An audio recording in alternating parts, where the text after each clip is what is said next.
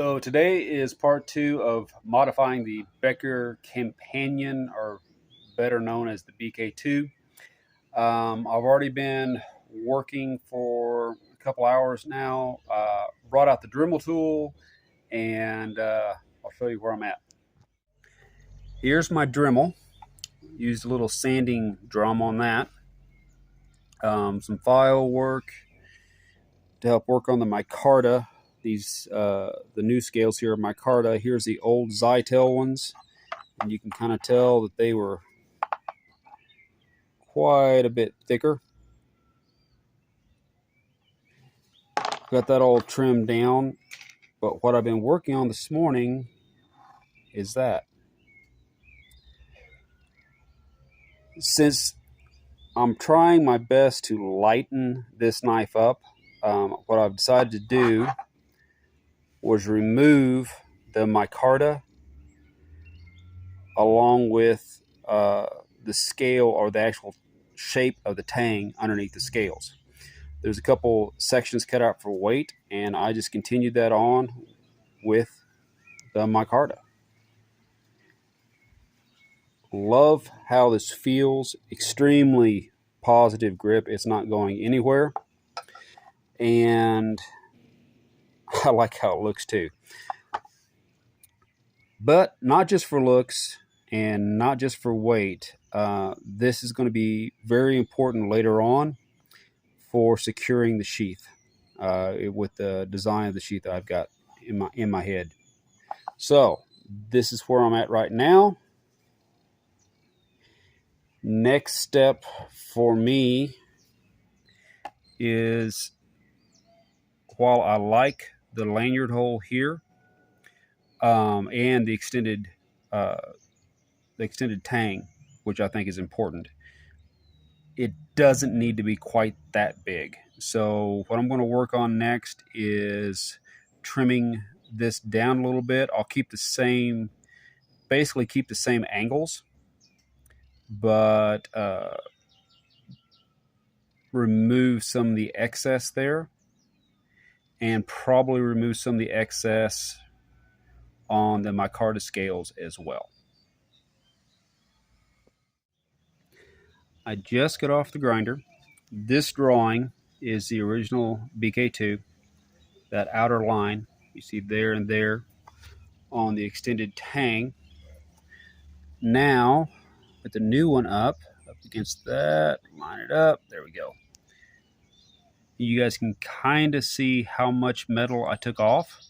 Not a lot, but again, we're just kind of trimming the fat. Everything extra that he doesn't need, I'm getting rid of. So as a comparison as well, the original scales and then the modified scales, let me line these up, and you can see about how much of the micarta I've trimmed back. A little bit right here and a little bit right there.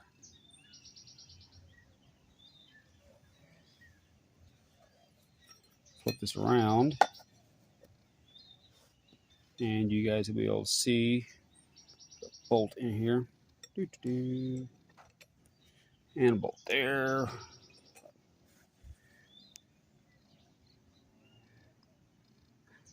That will work. Still has an extended tang. Can still crush stuff with it, but just not a lot of extra.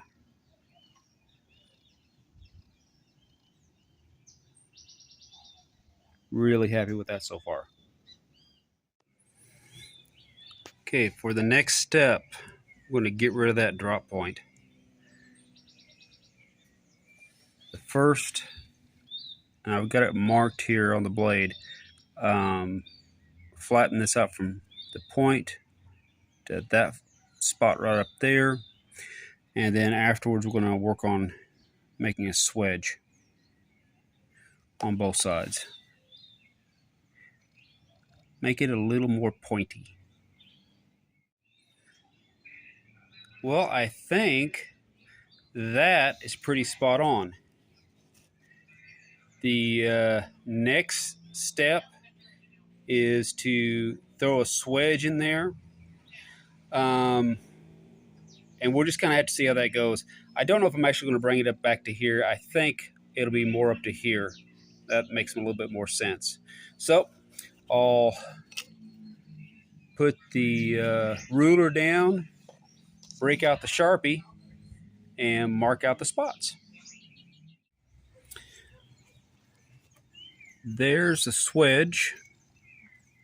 And yeah, I decided just to stop it right about there. There was really no reason to take it all the way back. And I kind of like the look. There's this side and that side. Nice and thick on the top. It's just meant for splitting. But I don't want to take any strength away from the knife itself.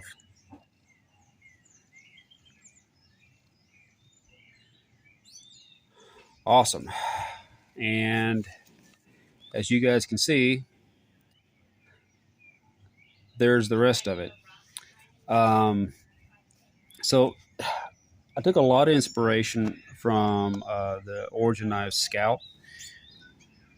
And because the blade lengths were basically or are fairly close to the same. So what I'm going to do is put a nice big finger groove here. And it'll cut way up into here. And I'll also be smoothing and carving out on the scales, on my carded scales. So it's an easy grip. But we have the finger choil. And then we have a quarter round coming this way. And I really didn't want to do the traditional quarter round because I like the one on my Shirley so much more. So I kind of kept with that style of quarter round, which should work fantastic. There's plenty of meat on this blade to do this with. But yeah, so that's trimmed, and this is trimmed, nice and pointy now. And the scales, let me put that over here, are almost all the way there. The only difference I see coming with the scales is whenever I take out this finger choil, I'll be grooving that right into there. Whew. A little bit more, and I'm going to be working on a sheath.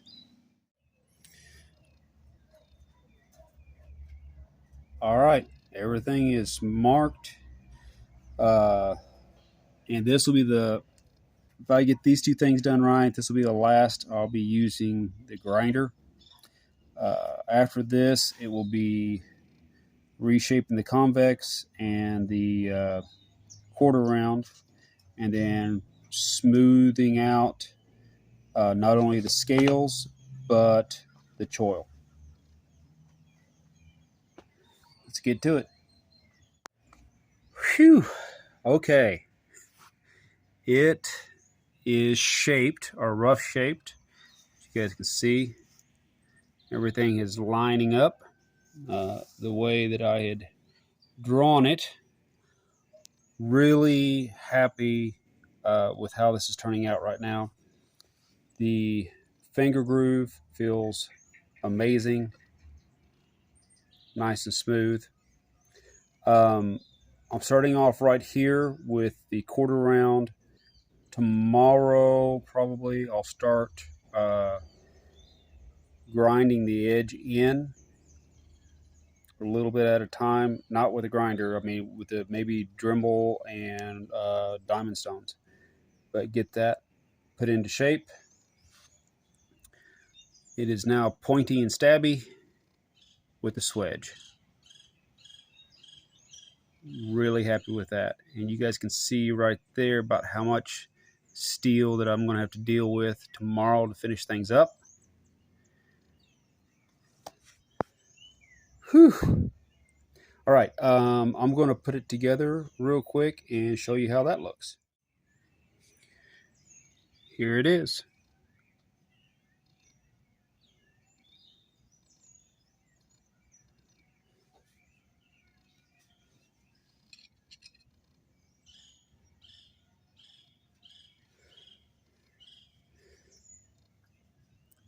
I like these better than what I even thought I would.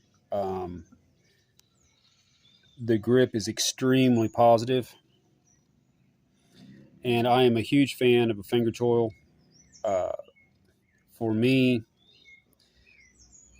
being able to do that, especially when carving or you're trying to put a lot of pressure on a cut right up and through here, that that just makes things so much easier to be able to choke up on that. So really happy with how the finger choil feels, and so far I think that the quarter round is sitting at the right angle, which should be easy to use.